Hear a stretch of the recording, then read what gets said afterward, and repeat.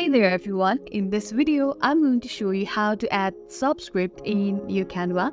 It's quite similar, not similar, it's exactly how you add superscript at the same thing. So unfortunately there is no such thing where Canva subscript for you. You have to do it manually obviously, but you don't need to worry at all. It's very simple, you just have to follow along. So let's say I want a subscript. First, let's tap T enter. There's a text box. Let's tap some like alphabet. Okay, like X, right? Make it a bit larger so it's more visible, bolder. So let's say I want to subscript this one right here, right? So in order to subscript, you have to do it manually, obviously, as I told you earlier.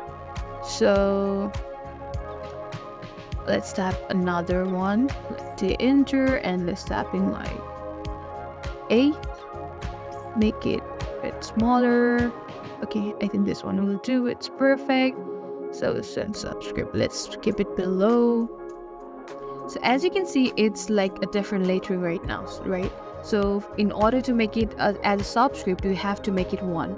So there is option of literally we can make it one by selecting this two at the same time and right click. There is option of group. As you can see, let's click in there and there you go, and it's become one.